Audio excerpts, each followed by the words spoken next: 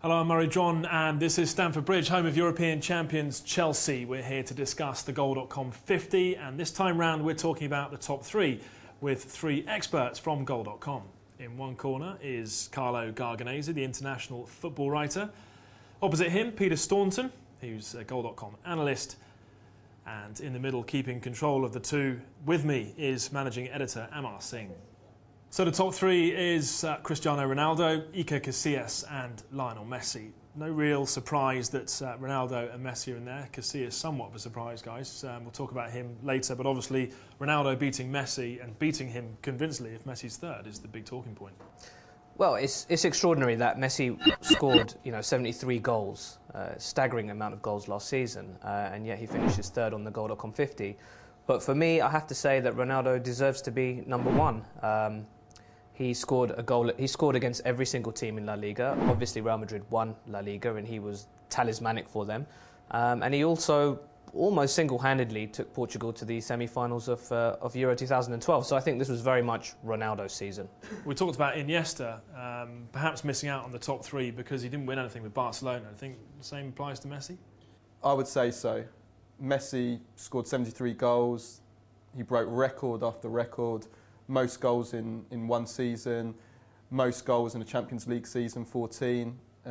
He broke the all-time record for most goals for Barcelona, but he didn't win a major trophy. And I think at the end of the day, that is the most important thing.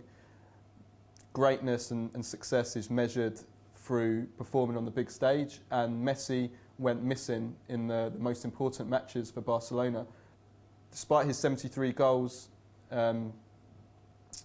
Ronaldo did it when it mattered. Messi didn't. See, I think that Messi is at the moment paying for what has become the mundanity of his genius. I mean, how does a man who scores 73 goals in a season top that? How does he do something extraordinary? How does he convince us again that he deserves to be regarded as number one? I mean, we're never going to see the likes of that again. Somebody scoring 73 goals across all competitions, 50 goals in a league season, 16 assists along with that.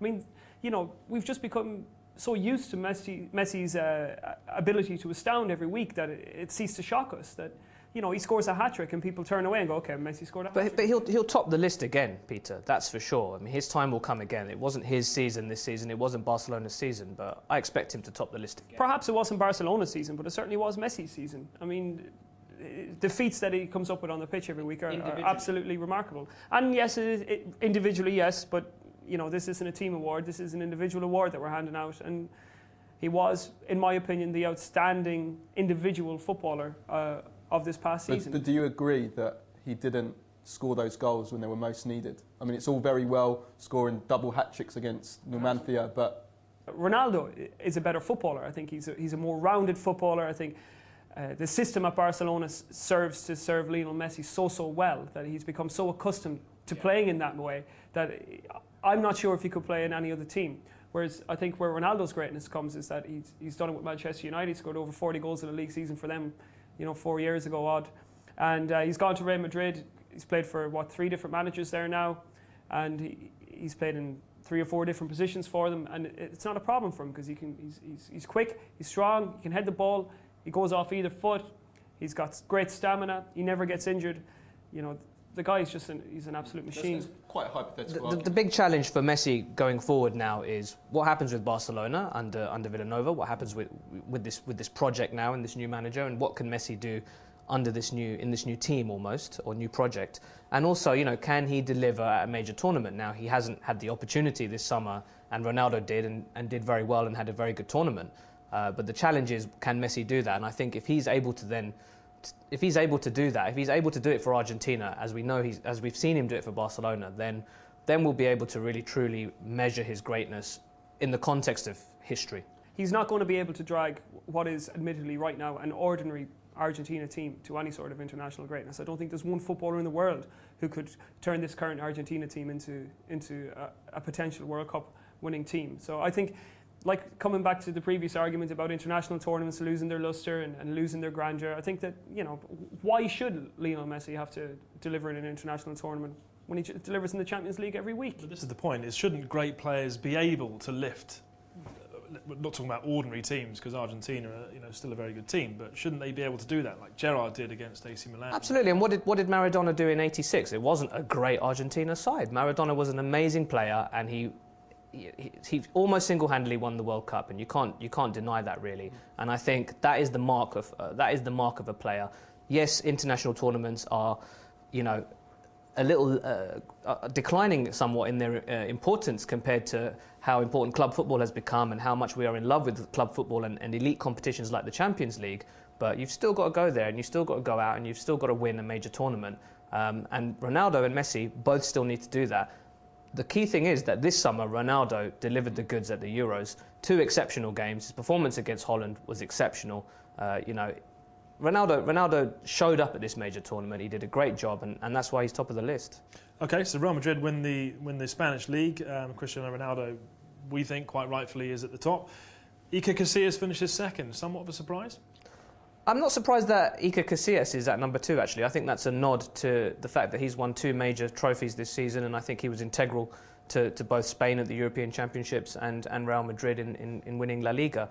I also think that Casillas plays a very key role in the dressing room. He's particularly for Spain, where he's unified the Barcelona and Real Madrid camps. It looked like there was a split developing, caused by the rivalry in the league. And Casillas has a very good relationship with players like Xavi and Iniesta, and he plays a very key role in that as well. So I think Casillas is a player that a lot of people on the Goal.com network really admire. He's one of the greatest goalkeepers of all time. He's emerging now as one of the greats, and I think he deserves to be there. For me, I would take the opposite viewpoint, and I would say that Casillas is probably a beneficiary of the supremacy of Spain and Real Madrid. For me, he's always been a good goalkeeper playing in great teams, and I think that the fact that this year he's had a fantastic season, no doubt about it, in terms of trophies won, but I don't think he's any better a goalkeeper now than he was 10 or 15 years ago. I don't know. The best goalkeepers are not the most showy goalkeepers, though. I don't ask for a showy goalkeeper. I ask for a goalkeeper who doesn't parry the ball into his 6-yard box every time he has a shot to face it from outside the box. I think, no, that's unfair. He had a couple of bloopers this season, but overall he was extremely consistent. Yeah, he's extremely reliable. A very consistent goalkeeper who plays with some of the best centre-backs in the world in front of him. He plays, when he plays for the Spain team, he's playing in front of a team who's keeping the ball 65-70% of the time of any given game. It's hard enough to get the ball, never mind have a shot against them.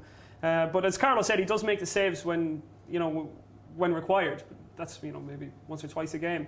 And likewise with Real Madrid, other than Barcelona and notable other teams, he doesn't really have a lot to do in a lot of these matches. And I think it's more of an homage to his longevity and an homage to his consistency that he's got this award. And also I think in the Rispetta per Italia in the last minute, I find that a little bit nauseating, a little bit irritating for me. I think it's quite disingenuous, and he's got no place to be saying things like that. And I think it's somebody who he himself believes to be among the elites and among the greats, and I think a little bit of humility wouldn't go astray. I would say, though, in defence of Casillas, in defence of Spain, we're looking at a Spain team who have achieved something historic here. They've won a Euro, then a World Cup, then a Euro. No country's ever done that before.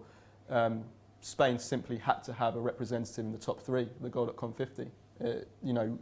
And I think one thing that, if we look at the Ballon d'Or, there actually hasn't been a Spain winner of the Ballon d'Or during this time period, which for me is a little bit surprising when you consider what Spain have achieved. So I think there had to be a Spain representative in the top 3, and Casillas deserves it as much as anyone.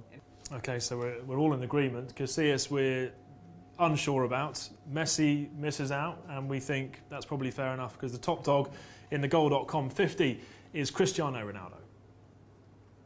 YouTube.com/goal is full of stuff like this and proper football too. To make sure you don't miss out, just hit the subscribe button.